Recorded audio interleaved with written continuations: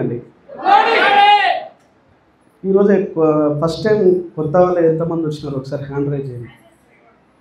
మీ దగ్గర మళ్ళీ డబ్బులు ఏం వస్తుంది ఏంటంటే ఏం లేదు కదా. వీళ్ళందరికీ ఒకసారి బిగ్ రౌండ్ ఆఫ్ అప్లాస్.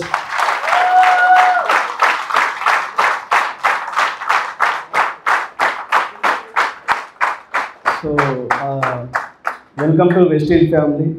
ఈరోజు కొంచెం కొత్త వాళ్ళకైతే కన్ఫ్యూజన్ ఉండుండొచ్చు మైండ్లో. ఏదో మీటింగ్ అని పట్టుకొని వచ్చినారు, 100 రూపాయలు అయితే తీసుకున్నారు. అసలు మేము వచ్చిన పర్పస్కి ఇక్కడ చెప్పేదానికి మ్యాచ్ అవ్వట్లేదు. అసలు ఏం చెప్పడానికి వచ్చినాను క్లారిటీ లేదు. సార్ నిజమా? Are you excited?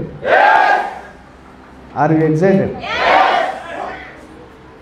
నాకైతే కనిపిస్తుంది కానీ వినిపిస్తలేదు.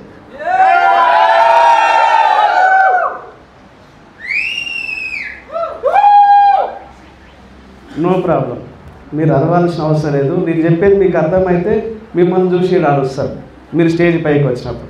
బాగుందా బాగాలేదా? సో నా పేరు ఆంజనేయులు రాసూర్ అండి.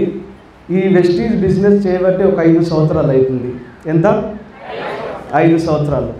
సో ఇందాక లైఫ్ స్టైల్ వీడియో చూస్తుంటే వాస్తవానికి చాలా రోజుల తర్వాత మళ్ళీ నా కళ్ళబొట్టు నీళ్ళు వచ్చినాయి. అంటే జీవితం ఎక్కడి నుంచి ఎక్కడికి చేంజ్ అయిందండి. బాగుందా బాగాలేదా వీడియో?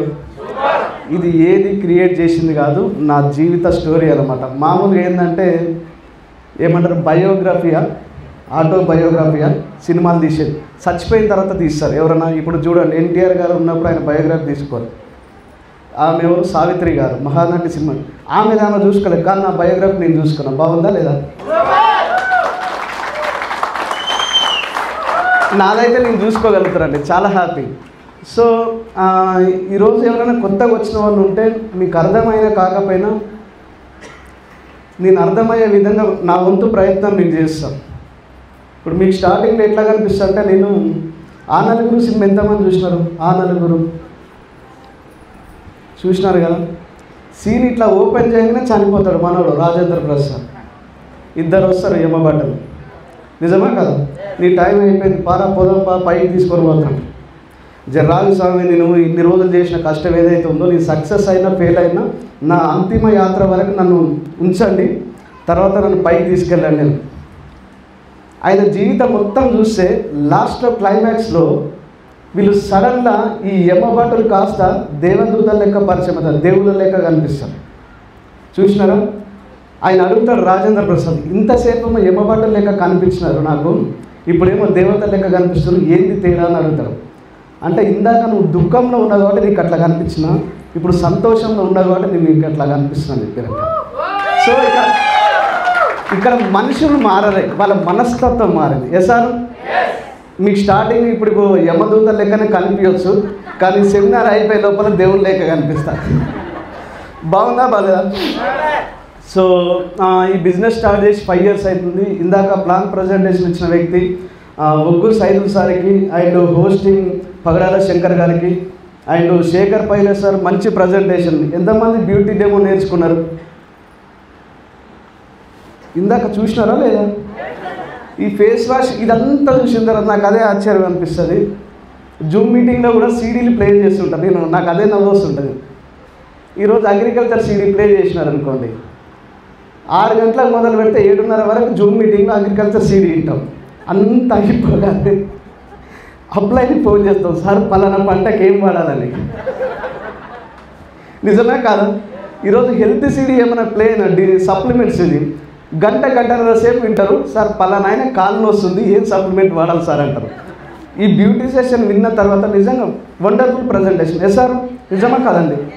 అండ్ వచ్చేసి రాజు పైలట్ సార్ వండర్ఫుల్ లీడర్. ఈరోజు చాలా అద్భుతంగా మాట్లాడారు స్టేజ్ పైన. అంటే బిఫోర్ వెస్టీజ్కి రాకముందు లైఫ్ ఎట్లుండే, వెస్టీజ్కి వచ్చిన తర్వాత లైఫ్ ఎట్లుందో చాలా వండర్ఫుల్ ప్రజెంటేషన్. కోర్ ప్రోగ్రామ్ చాలా బాగుంది. కానీ బిజినెస్ చేయాలంటే ఫస్ట్ ఏముండాలంటే ఎగ్జైట్మెంట్ ఉండాలండి. ఏముండాలి? ఎగ్జైట్మెంట్. ఎంతమంది దగ్గర ఎగ్జైట్మెంట్ ఉంది? ఇందాక నుంచి స్టేజ్ పైకి వచ్చిన ప్రతి ఒక్క వ్యక్తి ఒకటే అడుగుతూ ఉన్నాడు, sir are you excited? Are you excited? Excitement అంటే ఏందబ్బా అని కొత్త వాళ్ళు పరిచయం అవుతారు. సార్ అసలు ఎగ్జైట్మెంట్ అంటే ఏంది? ఎగ్జైట్మెంట్ అంటే ఏంది? ఉత్సాహం. ఏడ దొరుకుతుంది? ఏ మార్కెట్లో దొరుకుతుంది? ఏ మార్కెట్లో దొరుకుతుంది చెప్పండి, కొనుక్కోవడానికి రెడీ ఉన్నా. సూపర్ మార్కెట్లో దొరుకుతుందా? ఇంకెక్కడ దొరుకుతుంది? మోర్లో దొరుకుతుందా? డీమార్ట్లో దొరుకుతుందా? ఏడ దొరకదండి, ఇక్కడ ఉంటుంది ఎగ్జైట్మెంట్. సార్ నిజమా కదండి? చాలామంది ఎగ్జైట్మెంట్ అనేది జబర్దస్త్ షోలలో, డీ ప్రోగ్రాంలో వెతుక్కుంటూ ఉన్నారు. సెల్ ఫోన్ ఇంతకుముందు ఒక్కడే నవ్వుతే పిచ్చోడు అనుకునేటం, కానీ ఇప్పుడు ప్రతి ఒక్క వ్యక్తి పిచ్చోడే. సార్ సెల్ ఫోన్లు వచ్చినాయి, ఇంటర్నెట్లు వచ్చినాయి, ఈ ఎగ్జైట్మెంట్ మర్చిపోతున్నాం జీవితంలో. నిజమా కదండి? కానీ మన లైఫ్లో ఎగ్జైట్మెంట్ లేని జీవితం నా దృష్టిలో లైక్ ఏ మెషిన్కి ఎగ్జైట్మెంట్ ఉండదు, కానీ మనిషికి ఎగ్జైట్మెంట్ ఉండాలి. ఎంతమందికి మ్యారేజ్ కాని వాళ్ళు ఉన్నారు? మ్యారేజ్ చేయొద్దండి, మ్యారేజ్ అవుతుంది. పిల్లలను చూస్తాం, నలుగురే ఉన్నారా? మీ అందరికి మ్యారేజ్ కాలే కదా? చేసుకుంటారా చేసుకోరా ఫ్యూచర్లో? ఇదే క్వశ్చన్ అని అడుగుతారా? సింపుల్. సో నేను మీకు చెప్తా, క్లారిటీ ఇస్తా ఎగ్జైట్మెంట్ అంటే ఏందని. ఇద్దరు ఉన్నారు. నిన్ను అడుగుతాను, నువ్వు కొంచెం ఇంకా యంగ్స్టర్గా ఉండవు. ఈ మీటింగ్ అయిపోగానే సాయంత్రం అవుతుంది. మీటింగ్ అయిపోయేసరికి సాయంత్రం ఇంటికి పోగానే మీ మమ్మీ చెప్తుందన్నమాట, ముద్దాలి మీరు బెట మన అమ్మమ్మ ఊరి నుంచి వస్తుంది. మన సైడ్ నల్గొండ సైడ్ అయితే రైల్వే స్టేషన్ లేవు కాబట్టి రైల్వే స్టేషన్ ఉందనుకుందాం. నువ్వు పోయి రైల్వే స్టేషన్ పోయి ఎక్కించుకొని రావాలి. అమ్మమ్మ 2 గంటలకు దిగుతుంది బెట ట్రైన్ అని చెప్పింది. నీ ఫీలింగ్ ఎట్లా ఉంటుంది? విపరీతమైన చలికాలం, విపరీతమైన చలి, అప్పుడప్పుడు మంచి వర్షం కురుస్తూ ఉంటుంది. నువ్వు 2 గంటలకు పోయి రైల్వే స్టేషన్ పోయి మీ అమ్మమ్మని బండి పైన ఎక్కించి తీసుకొని రావాలి. మీ ఫీలింగ్ ఎట్లుంటుంది? శివగారు ఎందుకోసం నాయన అనిపిస్తుందంట. మీరు ఎన్ని గంటలకు పోతారు బ్రదర్? మీరు ఎన్ని గంటలకు పోతారు? మీరు మ్యారేజ్ కాలే కదా? కాలే మీకు, ఇందాక చేయొచ్చు నేను చూసి. మీకే, మీకు కాదు, మీ వెనకాల ఉన్న అబ్బాయి మీకు కాలే కదా? ఎన్ని గంటలకు పోతావు రైల్వే స్టేషన్కి? మీ అమ్మమ్మని తీసుకొని రావాలి, బండి పైన ఎక్కించుకొని రావాలి. వెళ్ళవా? నువ్వు అట్లా ఇందాక ఎవరో మ్యారేజ్ కాని వాళ్ళు మీరు కాలే కదా? మీరు ఎన్ని గంటలకు వెళ్తారు? లేట్గా వెళ్తారు. అంటే 2 అన్న దగ్గర 3 గంటలకు వెళ్తారు. సరే పోయిరు అనుకుందాం, 3 గంటలు, 1 గంట లేట్గా పోయిరు. మీరు పోయి కూర్చోగానే వెయిట్ చేస్తూ ఉన్నారు, ఇంకా ట్రైన్ వస్తలేదు. అసలే చలికాలం కదా, పొగ మంచు కారణం ఇంకో 2 గంటలు లేట్ అవుతుందని అనౌన్స్మెంట్ వచ్చింది. మీ ఫీలింగ్ ఎట్లుంటుంది అప్పుడు? ఎట్లుంటుందండి? అక్కడ ఏదో సార్ అంటున్నారు, ఇది స్టేజ్ పైన మాట్లాడదు కాబట్టి ఈ మాటలు నేను చెప్పలేను, దీని అమ్మ జీవితం అనిపిస్తుందంట అంటుండు సార్. అంటే ఒక రకమైన బాధ అనిపిస్తుంది. సార్ నిజమా కాదు? సేమ్ సిచ్యువేషన్, సేమ్ చలికాలం, విపరీతమైన మనసు పడతా ఉంది. అదే ప్లేస్లో మీ అమ్మమ్మ ప్లేస్లో మీ మేనత్త కూతురు అందమైన మరదలు వస్తే ఎట్లుంటుంది? ఎన్ని గంటలకు పోతారు రైల్వే స్టేషన్కి? ఇప్పుడు పోనని చెప్పలేము. ఎన్ని గంటలకు పోతుంది? కార్ బుక్ చేసుకొని పోయేస్తా అంట. ఎట్లా?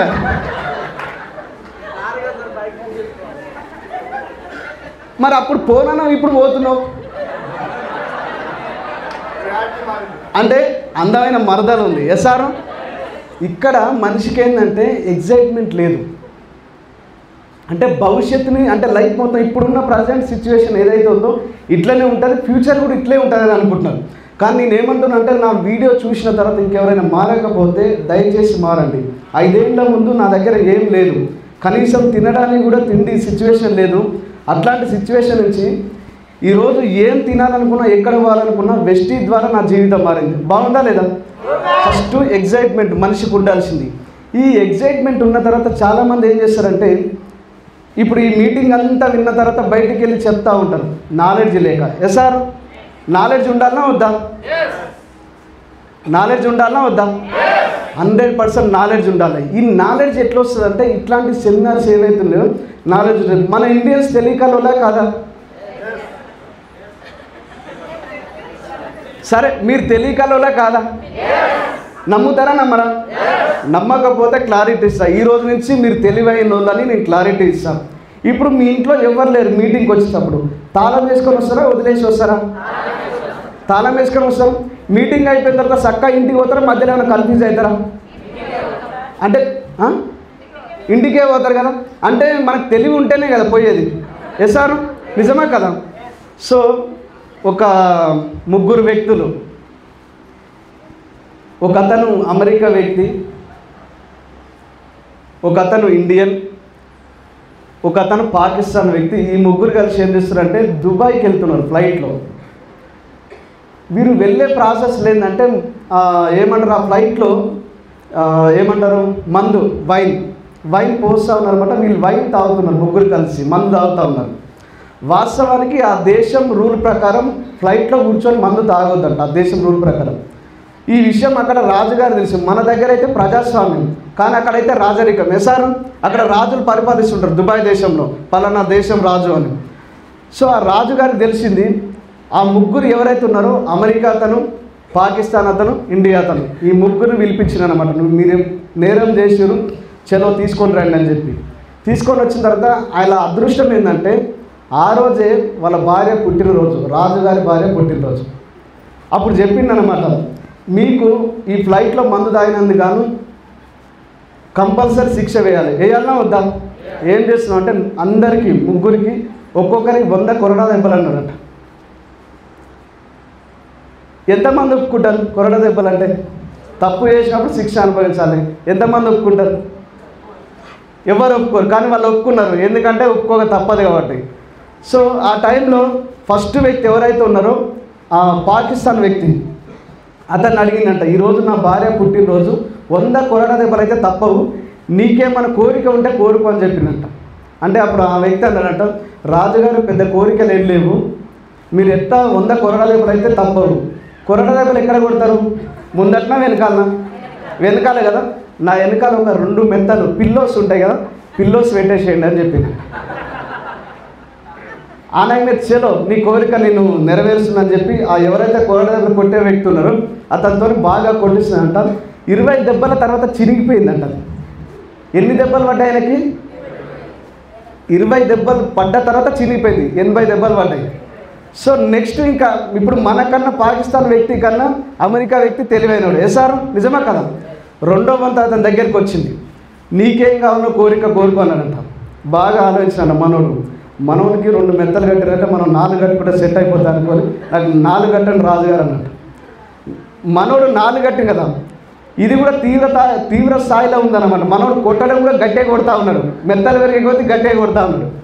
చేలో అని చెప్పి 40 దెబ్బలు ఒంటి మీద పడ్డాయి, పడలేదు, 60 దెబ్బలు ఒంటి మీద పడ్డాయి, తప్పించుకున్నాడు అనమాట. సో మన ఇండియా వ్యక్తి దగ్గరికి వచ్చినాడు. వచ్చి, నువ్వు చాలా సాంప్రదాయ దేశం నుంచి వచ్చినావు, మీ దేశం అంటే నాకు చాలా గౌరవం.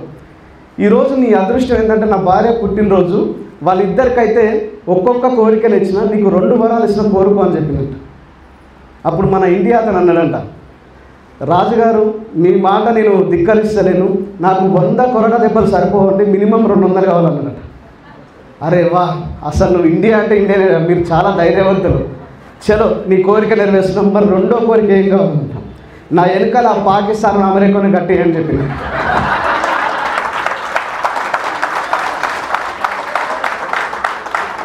తెలియకలమా కాదా? తెలియకలం కదా. ఈ తెలివి అతి తెలివి ఉండొద్దు. ఈ బిజినెస్కి వచ్చిన తర్వాత ఫస్ట్ మనం చేయాల్సిన పని ఏంటంటే, ఈరోజు ఎవరైతే కొత్తగా వచ్చిన వాళ్ళు ఉన్నారో మీ యొక్క ఆధార్ కార్డు కానీ, ఓటర్ ఐడి కానీ, డ్రైవింగ్ లైసెన్స్ కానీ, పాస్పోర్ట్ కానీ, రేషన్ కార్డు కానీ, ఈ 5 ఏదైనా ఒకటి ఇచ్చి లాగిన్ కండి. ఇది మనం కట్టేది, కట్టించేది, జాయిన్ అయ్యేది, జాయిన్ చేసేది, మనం ఇరికేది, జనాలను ఇరికించేది, లేకపోతే 10,000 కట్టు, ఈ ఇంటి పక్కన 10 మందితో 10,000 కట్టి నీకు 10,000 వస్తాయనే కాన్సెప్ట్ అయితే కాదు. ఇది ప్యూర్లీ ప్రొడక్ట్ బేస్డ్ బిజినెస్. మన వెస్టీజ్ అనే కంపెనీ 2004లో స్టార్ట్ అయింది. 20 సంవత్సరాల ఎక్స్పీరియన్స్ ఉన్న కంపెనీ. సో 400 రకాల ప్రొడక్ట్ దొరుకుతాయి. నువ్వు బయట కొనుక్కునే వస్తువులు ఏవైతున్నాయో జస్ట్ బ్రాండ్ మార్చి ఇక్కడ తీసుకో వెస్టీజ్ అని చెప్తుంది. సార్ ఇదేనా కంపెనీ పాలసీ? మొత్తం ప్లాన్ మొత్తం ఏంటండి, షాప్ చేంజ్ చేస్తే లైఫ్ చేంజ్ అవుతుందని చెప్తున్నాం. నిజమా కదండి? ఎంతమంది కిరాణా షాప్ వాళ్ళు ఉన్నారు? కిరాణా షాప్ మీ కిరాణా షాప్ ఉంది కదా, నేను కూడా ఇదే మాట చెప్పిన. నాకు రీసెంట్ ఒక ఇన్సిడెంట్ జరిగింది, మరి ఆమె తెలియజేసినా తెలియదు. సో మేడం ఇట్లానే మీటింగ్లకు వస్తూ ఉంటే వాళ్ళ సార్ ఇద్దరు వైఫ్ అండ్ హస్బెండ్ వస్తుంటే వాళ్ళ కిరాణా షాప్ దగ్గరికి రెగ్యులర్గా వాళ్ళకి ప్లాన్ చెప్పేటోళ్ళు అనమాట. ఇట్లా చేసి ఇట్లా బిజినెస్ చేంజ్ అయిపోతుంది, లైఫ్ చేంజ్ అవుతుంది, కిరాణా షాప్ చేంజ్ చేస్తే లైఫ్ చేంజ్ అవుతుంది అని చెప్తా ఉన్నా. ఒక 3 months జరిగింది అనుకుంటా. 3 months తర్వాత మళ్ళీ వాళ్ళ షాప్ దగ్గరికి వెళ్ళినాను. వెళ్తే అక్కడి నుంచి తీసేసినారు.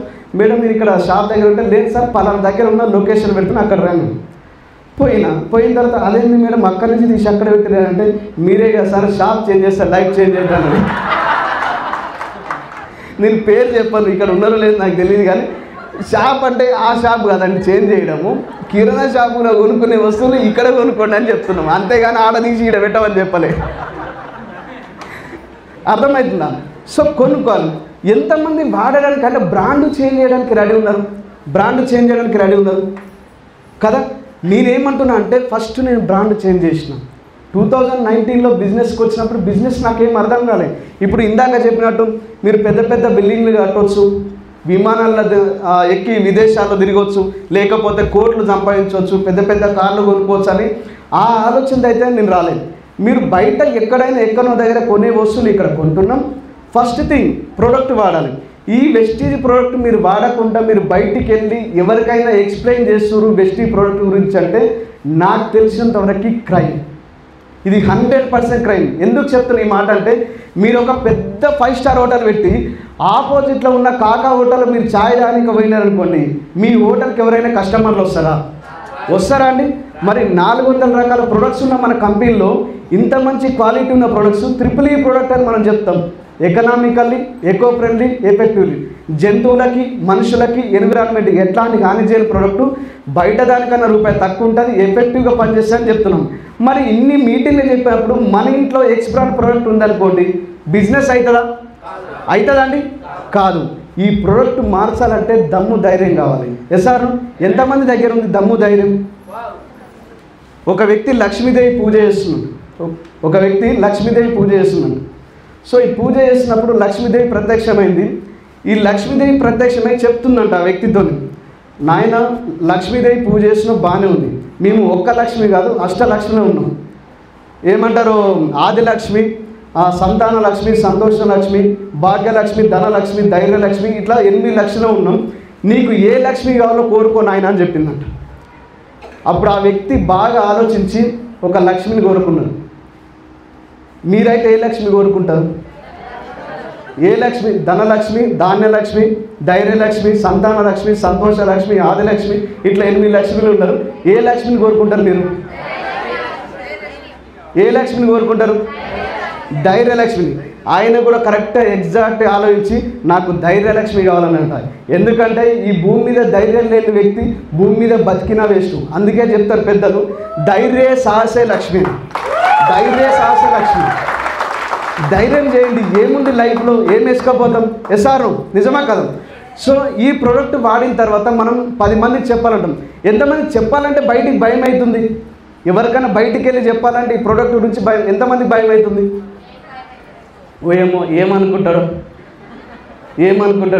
అంతేనా? ఏమనుకుంటారు చెప్పండి. నేను మొన్న కూడా ఎక్కడో స్టేటస్లో చూసిన, మనం పుట్టిన దగ్గర సత్యంత వరకు ఏదన్నా ఒక తప్పు పని ఏదైనా చేసినప్పుడు ఆ నలుగురు ఏమనుకుంటారు అనుకుంటాం. ఒక్కటే మాట చెప్తా అండి, ఆ నలుగురు ఏమనుకోరు, నువ్వు పోయిన తర్వాత గోవింద అనుకుంటారు, ఏమనుకోరు. ఎసారు ఇంతకుమించి ఏమనుకోరు. సో బయటికి వెళ్ళిన తర్వాత డ్రెస్ కోడ్ చాలా ఇంపార్టెంట్. ఎంతమంది డ్రెస్ కోడ్ని ఇష్టపడుతున్నారు? డ్రెస్ కోడ్ వేసుకొని బయటికి వెళ్ళి ప్లాన్ చెప్తా ఉన్నారు. నేను మొన్న ఇది చెప్పాలని వద్ద తెలియదు కానీ ఎల్లమ్మ పండుగ చేసినారు మా అత్తగారు. సో ఎల్లమ్మ పండుగ కానీ పోయిన తర్వాత ఈ డ్రెస్ కోడ్కి ఎంత పవర్ ఉందో నేను క్లారిటీ ఇస్తాను. ఆ పండుగ చేసే వాళ్ళు ఎవరైతే ఉన్నారో ఒక ఇన్సిడెంట్ జరిగింది అలా. సో నేను పోయి కూర్చున్న మా అత్తగారి ఇంట్లో కూర్చున్న తర్వాత ఒక 4-3 అసిస్టెంట్లు, ఒక గురువు ఆడ ఫోన్ పట్టుకొని చూస్తూ ఉన్నారు, నవ్వుతూ ఉన్నారు. నేను ఫోన్ మాట్లాడుతున్నాను. ఆ ఫోన్ అంతా అయిపోయిన తర్వాత ఏం చేస్తావన్నా అని అడిగిండు ఆ గురువు. అడిగితే నేను ఇట్లా చెప్దాం అనుకునే లోపల పక్కన అసిస్టెంట్ చెప్పిండు, ఈ అన్న వెస్టీజ్ చేస్తాను. అవునా అన్న వెస్టీజ్ చేస్తావు, ఎంత సంపాదిస్తాను లేకంటే 50,000 సంపాదిస్తాను. 50,000 సంపాదిస్తాను చెప్పిన. అవునా 50,000ఏనా? అంటే ఏ ఊరు మీది ఏం సంగతి అని అంటే మా ఊళ్ళో కూడా ఒక ఆయన నా దోస్తు ఒకటే చెప్తా ఉండు, వెస్టీజ్ పొద్దు లేచిందంటే వెస్టీజ్ వెస్టీజ్ వెస్టీజ్ అని చెప్తుండు. రీసెంట్ అయినా కారు కొన్నాడు, నెలకు 2 లక్షలు ఇన్కమ్ వస్తుందంట, ఒకటే చెప్తా ఉన్నాడని చెప్తుంది. మీ దోస్తు పేరు ఏందన్న అంటే పలానా కొండా శంకర్ అన్నాడు. అనని ఏ ఊరు మీదన్న? పిట్టెంపల్లి అన్నాడు. అవునా సార్, చాలా రోజుల నుంచి నేను ఏమంటారు పరిచయం చేసుకోవాలనుకుంటున్నా, ఆ వ్యక్తి నాకు గుర్తులేదు, కానీ ఎక్కడ నల్గొండ పోయినా కూడా ఆయన పేరు వినిపిస్తుంది. ఒకసారి మీ దగ్గర ఫోన్ ఉంటే ఆయన ఫోన్ నెంబర్కి ఫోన్ చేయండి, నేను మాట్లాడతా ఆయనతో అని చెప్పిన. మనోడు ఏం చేసిన ఫోన్ తీసుకుంటూ ఫోన్ మాట్లాడతాము, స్పీకర్ పెట్టామన్నా స్పీకర్ పెట్టిండు. వాళ్ళ పర్సనల్ అంతా మాట్లాడుకున్న తర్వాత ఈడ ఒక అన్న ఉన్నాడు, ఈయన కూడా వెస్టీజ్ చేస్తాడంట, మీతో మాట్లాడాలనుకుంటున్నాను, ఫోన్ ఇస్తాను. ఎవరైనా నేను నాకంత టైం లేదు, నేను చాలా బిజీగా ఉన్నాను, ప్లాన్లో ఉన్నాను. అన్న మీ పేరేందన్న అంటే నా పేరు ఆంజనేయులు రాసూరి అని చెప్పిన. అన్న ఆంజనేయులు రాసూరి అంటాను. అరే వాసారేడే కలిసింది మీకు, నువ్వెందుకు పోయినావు అక్కడ? అరే ఆ వ్యక్తిని కలవాలంటే మామూలు అదృష్టం కాదు, నెలకు 6.5 లక్షలు సంపాదిస్తారు. ఇట్లా సంగతి, ఆ వ్యక్తిని కలవాలన్నా నెల రోజుల టైం పడుతుంది, మాకైతే నువ్వు చాలా అదృష్టవంతుడు అని చెప్పిందంట. ఎమ్మట ఫోన్ పెట్టేసిన తర్వాత ఒక మాట అన్నారు. అన్న ఆయన 6.5 లక్షలు అంటున్నావు, నువ్వేమో 50,000 అంటున్నావు, ఏంది కదా అని అడిగింది. అంటే పొరపాటున నేను 6 లక్షలు వచ్చినాయని చెప్తే రేపు లగ్గంలో కూర్చున్నప్పుడు కట్నం ఎక్కువ అడుగుతామని చెప్పాలి అని చెప్పిన. ఈ ఇన్సిడెంట్ ఎందుకు చెప్తున్నా అంటే క్లారిటీ ఇస్తాను. ఈ బిఫోర్ అంటే ఆ పూజ ఎల్లమ్మ పండుగ స్టార్ట్ కాకముందు జీన్స్ ప్యాంటు టీషర్ట్ల మీద ఉన్నారు. ఎప్పుడైతే స్టార్ట్ అయిందో నేను బయట పోయి లగ్గం మీద కూర్చున్నా, మనోళ్ళు సడన్గా ప్రత్యక్షం అయిపోయారు. ఈ పైన ఒక కండువ కింద గోష కట్టుకొని వచ్చేసి నామాలన్నీ పెట్టుకొని ఈ మెడలన్నీ దండలన్నీ వేసుకొని వచ్చేసినారు రుద్రాక్షం. స్వామి అయిపోయింది, స్వామి నమస్తే స్వామి అని లేచినాయి. అరే అప్పటి వరకు ఉన్న వ్యక్తి వేరు, అక్కడ ఉన్న వ్యక్తి వేరు. ఏం మారింది అంటే జీన్స్ ప్యాంట్ టీషర్ట్లు ఉన్నామనుకోండి అన్న అంటాం, నువ్వు అదే స్వామీజీ మాల్లో ఉండి ఏమంటాం? స్వామి అంటాం. పూజారి మాల్లో ఉండి ఎసారు నిజమా కదా? సో ఇప్పుడు ఒక డాక్టర్ని తీసుకోండి, ఒక నార్మల్ సివిల్ డ్రెస్లో ఉన్నాడు అనుకోండి, పెద్ద వాల్యూ ఉండదు. కానీ అదే డాక్టర్ డ్రెస్ కోడ్లో ఉంటే, డాక్టర్ వైట్ అండ్ వైట్ ఉంటే ఆయన డ్రెస్ కోడ్లో ఉంటే సార్ అంటాం. ఎసారు అంటే ఏం మారింది? మనిషికి మారిందా? రెస్పెక్ట్ మనిషి వేసుకునే డ్రెస్సుకు మారిందా? డ్రెస్సుకు మారింది కదా. ఇద్దరు వ్యక్తులు కొట్లాడుకుంటున్నారు రోడ్డు పైన, జగలాడుతున్నారు. మూడో వ్యక్తి పోయి విడిపిద్దామని పోయినాడు. ఇప్పుడు ఈ ఇద్దరు ఊకుంటారా? ఈ ఇద్దరు కలిసి మూడో వ్యక్తిని చేస్తారు, భజన చేస్తారు. ఎసారు నిజమే కదా? కానీ అదే వ్యక్తి పోయిన వ్యక్తి పోలీస్ అయి ఉంటే, పోలీస్ డ్రెస్ కోడ్లో ఉంటే ఎట్లుంటుందండి? ఉంటారా? నాకు తెలిసిన ఆని బండి ఈయన బండి ఆడేసుకొని పోతారు కన్ఫ్యూజన్లో. ఎసారు నిజమే కదా? సో మనిషికి డ్రెస్ కోడ్కి చాలా వాల్యుబుల్ ఉంది. ఈ బిజినెస్కి వచ్చిన తర్వాత నన్ను నేను మార్చుకుందామని చాలా ట్రై చేసాను. నేను ఇంతకుముందు జీన్స్ ప్యాంట్ టీషర్ట్ మీద ఉంటుంటుంది. ఇంతకుముందు ఏంటంటే డబ్బులు లేని వాళ్ళు ఈ సగం చిరిగిన బట్టలు వేస్తుండే. కానీ ఇప్పుడు రిచ్ అని చెప్పుకోవాలంటే నువ్వు సగం చిరిగిన బట్టలు వేస్తే నువ్వు రిచ్, నువ్వు పూర్తిగా బట్టలు వేసుకోవడానికి నువ్వు పూర్ ఫ్యామిలీ. ఎసాను కాలం మారింది. సో ఈ బిజినెస్కి వచ్చిన తర్వాత నేను డ్రెస్ కోడ్తో బయటికి వెళ్ళి ప్లాన్ చెప్పడం స్టార్ట్ అయింది. నా ఫస్ట్ మంత్ ఇన్కమ్ వచ్చేసి 43 రూపీస్. ఎంత అండి? 43 రూపాయలు. చాలామంది జనాలు ఏం చేస్తారంటే వెస్టీలో జాయిన్ అయినా ₹1,00,000 రావాలనుకుంటారు. ఎట్లా అవుతుందండి? అవుతుందా? పాసిబుల్ అవుతుందా? వెస్టీలో రాగానే ₹1,00,000 ఎంతమందికి వచ్చినాయి? జాయిన్ కాగానే పుట్టంగానే ఎంతమంది నడిచినారు? రాలే కదా. నా ఫస్ట్ మంత్ ఇన్కమ్ 43 రూపీస్. జనాలకు ఎప్పుడైతే చెప్పడం స్టార్ట్ చేసిందో నాకు సెల్ఫ్ కాన్ఫిడెన్స్ పెరిగింది డ్రెస్ కోడ్ వేసుకున్న తర్వాత. ఎందుకంటే మీరు ఆర్డినరీ డ్రెస్లో ఉన్నప్పుడు, మీరు పోలీస్ డ్రెస్ ఉందనుకోండి, ఎక్కలేని లోపల ఫైరింగ్ వస్తుంది డ్రెస్ వేసుకుంటే. ఎసారు అంటే ఆ డ్రెస్కి పవర్ ఉంది. బయటికి వెళ్ళి ప్లాన్ చెప్పిన తర్వాత నా సెకండ్ మంత్ ఇన్కమ్ ₹1,506 వచ్చిందండి. ఎంత? 1,506. ఈ 2 నెలలు, మూడో నెల వచ్చేసి 4,491 వచ్చింది. ఈ 3 నెలల వరకు డౌట్ ఉంటుండే అనమాట, ఇది నడుస్తుందా నడవదా. మ్యారేజ్ కాని వాళ్ళు ఎంతమంది ఉన్నారు? మ్యారేజ్ అయిన వాళ్ళు ఎంతమంది ఉన్నారు? మీరు అందరు కొత్త మ్యారేజ్ అయిన వాళ్ళు ఎవరు ఉన్నారు? కొత్తగా రీసెంట్గా నాకే అయింది అనుకుందాం, వాళ్ళ నీళ్ళని ఎందుకు ఎగ్జాంపుల్ మళ్ళీ హర్ట్ అవుతారు. సో ఇప్పుడు మ్యారేజ్ అయింది. ఇప్పుడు మ్యారేజ్ చేసుకునే టైంలో మనం పెళ్లి పీటల పైన ఫస్ట్ పెళ్లి కొడుకు వచ్చి కూర్చుంటాడు, తర్వాత పెళ్లి కూతురు వస్తుంది, కొబ్బరికాయ చేతులు పట్టుకొని వస్తుంది, పక్కన కూర్చుంటుంది. వచ్చి కూర్చున్న తర్వాత అమ్మాయి సైడ్ చూసి ఈ ఉంటుందో పోతుందో అనుకోండి. ఉంటుందా పోతుందా ₹100 బాండ్ పేపర్ తెచ్చుకోండి, ఖచ్చితంగా మీతో పాటు ఆమె ఉండదు. నిజం చెప్తున్నా. ఎందుకంటే నీకు ఎప్పుడైతే డౌట్ స్టార్ట్ అయిందో ఆమె నీతో పాటు ఉండదు. నువ్వేమనుకోవాలంటే పాజిటివ్గా ఆలోచించాలి. ఈ పక్కన కూర్చున్న అమ్మాయి కొద్ది క్షణాల్లో నా భార్య కాబోతుంది, ఈమె మెడలో నేను తాళి కట్టబోతున్నా, మేమిద్దరు కలిసి సంసారం చేస్తున్నాం, మాకు పిల్లలు ఉంటారు, మా జీవితం బాగుంటుంది అనుకుంటే ఆమె నీతో పాటు ఉంటుందా పోతుందా? 100% ఉంటుంది. ఈ బిజినెస్కి వచ్చిన తర్వాత ఈ కంపెనీ ఉంటుందో పోతుందో, ఉంటుందో పోతుందో, ఉంటుందా పోతుందా? కంపెనీ అనే ఉంటుంది, కంపెనీల నుంచి ఉండవు. ఎస్ఆర్ ఈ కంపెనీ ఎప్పుడు పోతుందంటే జనాలందరూ సబ్బు పెట్టి స్నానం చేయనప్పుడు, పేస్ట్ పెట్టి పళ్ళు వద్దన్నప్పుడు కంపెనీ వెళ్ళిపోతుంది. అది జరిగే పనేనా? కాదండి. సో ఈ 3 నెలల వరకు డౌట్ ఉంటుండే, నాకు కూడా అట్లనే ఉంటుండే. కానీ ఎప్పుడైతే నేను బిజినెస్ ఎప్పుడు సీరియస్గా స్టార్ట్ చేసినంటే నా 4th మంత్ ఇన్కమ్ 21,796. ఎంత అండి? 21,796. ఆ డౌట్కి క్లియర్ వచ్చేసింది.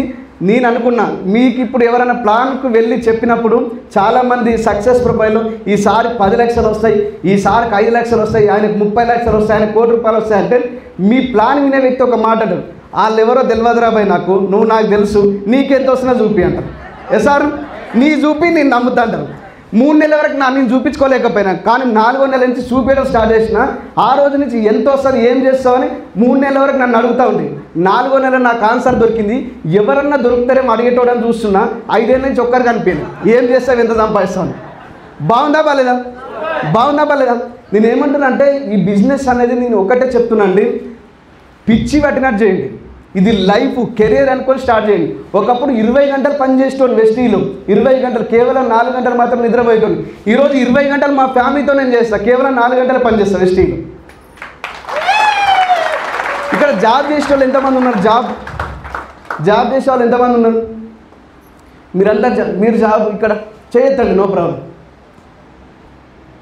జాబ్ చేస్తున్నారు కదా, ఏ రోజన్నా మీరు జాబ్ పోయేటప్పుడు ఎస్ ఈ జాబ్ చేస్తున్నందుకు నా జన్మ ధన్యమైందని కాలర్ ఎగేసుకుపోయిన రోజులు ఏమైనా ఉన్నాయా అండి?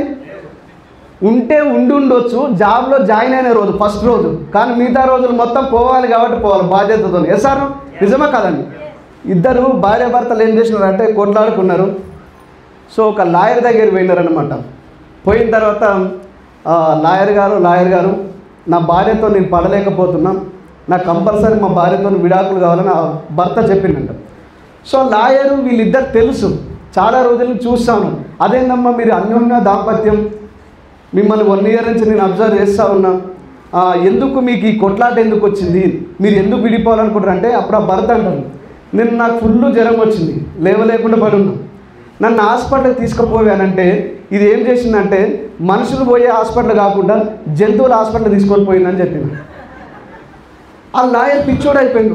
అరే అదేందమ్మా నిజమేనా అంటే అవును నిజమే లాయర్ గారు అంటారు. మరి ఎందుకు అట్లా చేసినామమ్మా అంటే చూడు లాయర్ గారు నా జీవితం ఎట్లుందో, నేను మ్యారేజ్ చేసుకున్నా, చాలా కళలతో వచ్చిన నా జీవితం ఇట్లుండాలని. చేసుకున్న తర్వాత పొద్దున్నే కోడి కూసే టైంకి లేస్తాడు, కోడి కుక్కర్కో అని ఆ టైంకి లేస్తాడు, ఫ్రెష్ అప్ అయిపోతాడు, ఛాయ్ పోస్తాడు. ఈ కాకి ఎట్లా తాగుతాడంటే సగం తాగినట్టు మనోడు కూడా సగం ఛాయ్ తాగుతాడు. గుర్రంలాగా పరిగెత్తాడు ఆఫీస్కి, ఇంకా ఏదో టైం ఉండదు కాబట్టి పరిగెత్తాడు. గాడిదలాగా ఆఫీస్లో పని చేస్తాడు. ఆఫీస్లో పని చేసినప్పుడు బాస్ తిట్టడా? ప్రెషర్స్ ఉంటాయా ఉండవు? ఇంటికి వస్తాడు. ఇంటికి వచ్చిన తర్వాత మరి ఈ ప్రెషర్ అంతా పోవాలన్నా వద్దా? ఏం చేయాలి మరి? మందు వేయాలి. మరి మందు వేసిన తర్వాత ఏం చేస్తాడు? అరవాలి. ఏం చేస్తాడంటే ఏమంటారు, చిందులు దొక్కిన కోతి లెక్క మనోడు గెంతుతూ ఉంటాడు, కుక్క లెక్క అరుస్తూ ఉంటాడు, బర్రెలాగా తింటాడు, పందిపోలాగా అంటాడు.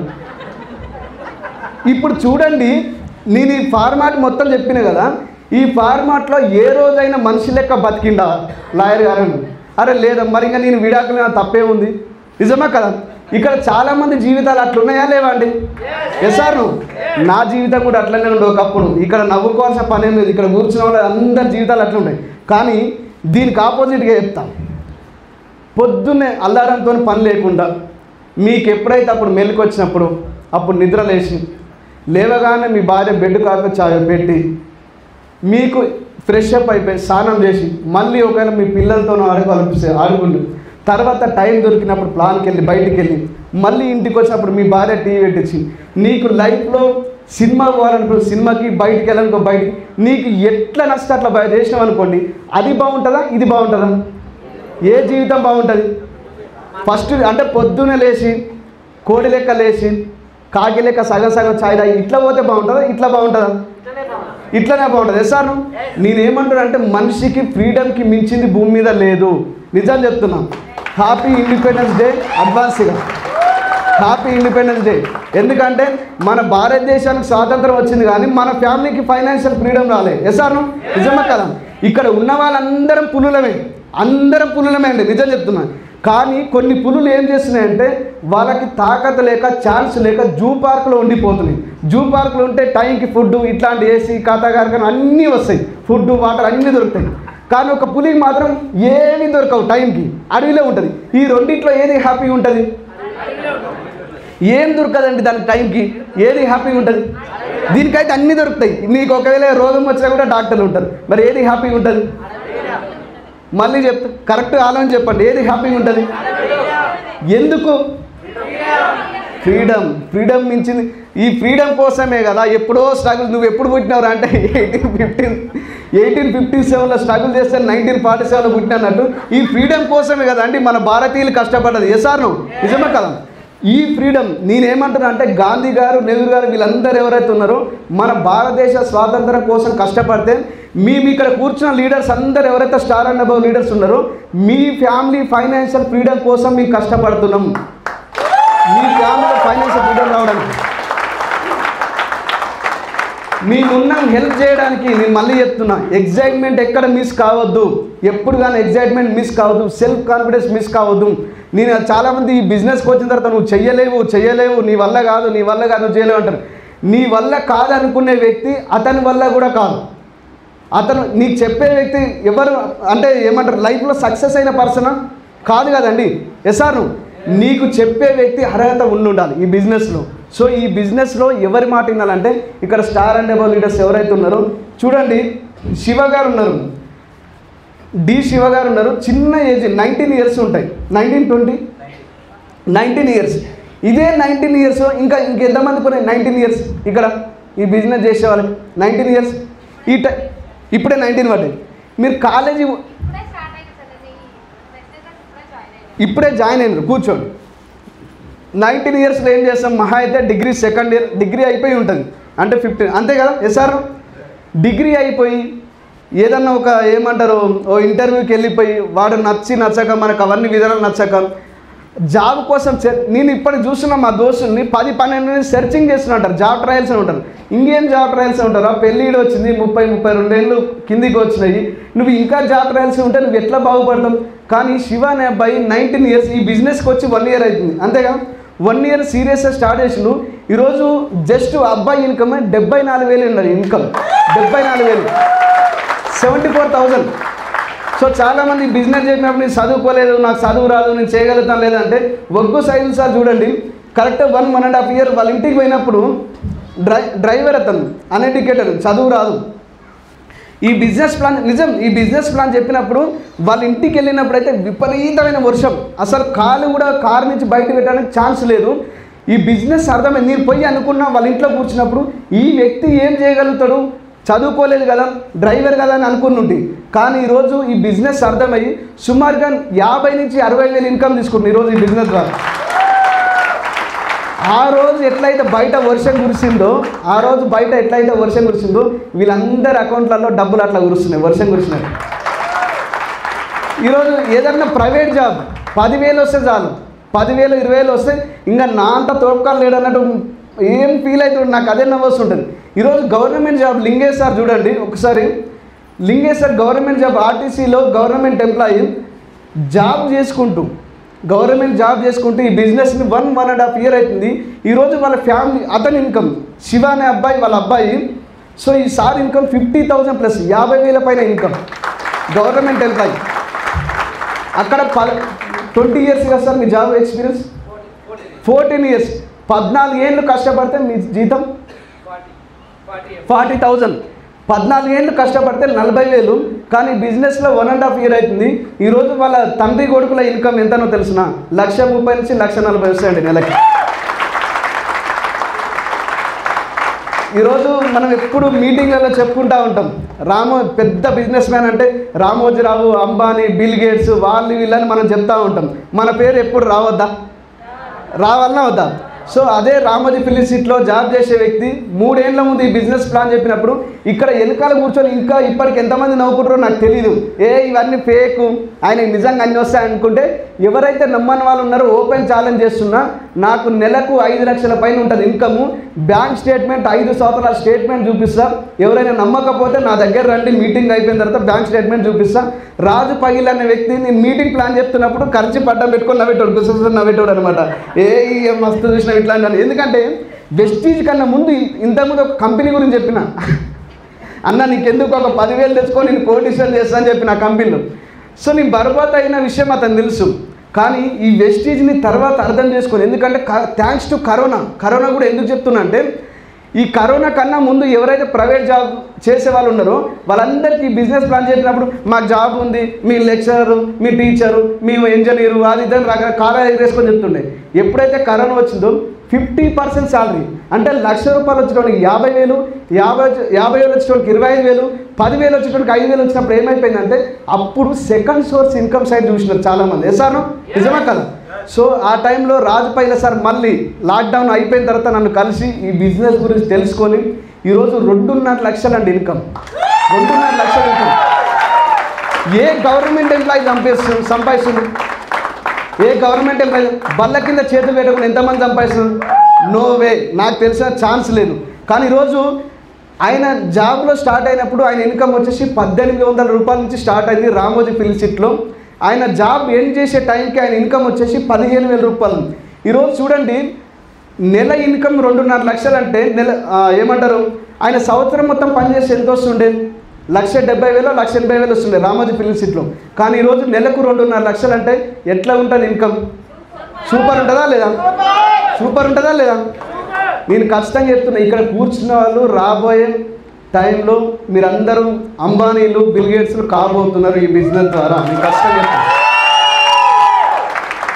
ఇక్కడ ఇంకొక వ్యక్తి ఉన్నారు, హోమ్ లోన్స్ డిపార్ట్మెంట్. హోమ్ లోన్లు ఎంతమంది చేస్తారు? హోమ్ లోన్స్ గిరిగారు మీరు చేస్తారు కదా. ఒక ఇల్లు కట్టాలని లోన్ మీ దగ్గరకు ఒక కస్టమర్ వచ్చారు అనుకోండి, ఎంత పర్సెంటేజ్ కమిషన్ ఛార్జ్ చేస్తారు? ₹1,00,00,000 లోన్ ఇప్పించారు, ఎంత తీసుకుంటారు? ఆ పర్సన్ దగ్గర చేయమన్నా తీసుకుంటారు కదా. ఇవాళ అట్లా ఏముంటుంది, 2% కదా. 2%, ₹1,00,00,000 2% ఏంటి? ఎంత అండి? 20,000, 2 lakhs, 2 lakhs. అట్లాంటి 4-5 దొరికితే నెలకి ఎట్లుంటుంది? అట్లాంటి వ్యక్తి కూడా ఈరోజు శేఖర్ పగిల్ అనే వ్యక్తి హోమ్ లోన్ డిపార్ట్మెంట్, అంతకుముందు టీచరు, రకరకాల జాబ్ చేసుకుంటూ ఇవి చేసినా కూడా ఎక్కడంటే సాటిస్ఫాక్షన్ లేదు. జాబ్ సాటిస్ఫాక్షన్ ఉంది, బట్ జాబ్ సాటిస్ఫాక్షన్ లేదనమాట. లైఫ్లో ఇంకేదో కావాలని తప్పంతో ఈ బిజినెస్ 2 ఏళ్ళు అవుతుంది. ఈరోజు యూసీడీగా ఉంటూ 1,66,000 ఇన్కమ్ అండి. Last month income 1,66,000. వినోద్ గారిని చూడండి, అనిల్ గారిని చూడండి, వెంకటయ్య గారిని చూడండి, వీళ్ళందరూ సుమారుగా 50,000+ ఇన్కమ్, 50,000 పైన. ఇందాక సరోజ మేడం, సంగీత మేడం, అంగన్వాడీ టీచర్ అంటే 8-10,000 ఉంటుంది ఇన్కమ్. సార్ నిజమా కదండి? సో ఈరోజు last month income 71,000, single lady. ఈరోజు ఎం ఆంజనేయులు సార్ కానీ, తర్వాత ఎన్ యాదగిరి సార్ కానీ, పగడాల శంకర్ సార్ కానీ, నరసింహ సార్ కానీ, సంగీత మేడం కానీ, సరోజ మేడం కానీ, ఐ నాగార్జున సార్ కానీ, రకరకాల స్టార్ అండ్ అబౌవ్ లీడర్స్ ఇక్కడ ఎవరైతే ఉన్నారో ఇక్కడ చాలామందికి ఇన్కమ్ ఉంది. ఇంకా ఈ మీటింగ్ మొత్తం విన్న తర్వాత ఇంకెవరైనా నమ్మకపోతే ఇక్కడ కూర్చున్న వాళ్ళు అందరి దగ్గర రండి, అందరు బ్యాంక్ స్టేట్మెంట్ ప్రొజెక్టర్ పైన వేసి నేను చూపిస్తాను. నమ్ముతున్నారా? సో 2 సంవత్సరాలు, 2 ఏళ్ళు ఏం చేసినా, ఎన్ని కథలు పడ్డా లైఫ్లో ప్రతి జీవితానికి ఒక క్లైమాక్స్ ఉంటుంది. సార్ సినిమాకి ఎట్లయితే క్లైమాక్స్ ఉందో మన జీవితానికి కూడా ఒక క్లైమాక్స్ ఉంది.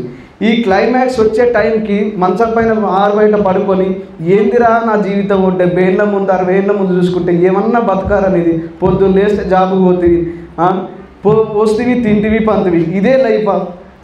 అట్లా అనుకునే దానికన్నా ఒకటే చెప్తున్నా, భగవంతుడు పైకి పోయిన తర్వాత అనుకో, ఒక సీడీలో విన్న ఒక మాట, మీరు చనిపోయిన తర్వాత, మీరు పైకి వెళ్ళిన తర్వాత భగవంతుడు ఒక మాట అన్నాడు, మన భుజం తట్టి శబాష్ రా, నేను ఒక మంచి పని చేసినా నిన్ను భూమి మీదకి పంపించాను చెప్పి, నేను ఏదైతే పర్పస్తో పంపించిందో నా పని నెరవేర్చినావు, సూపర్.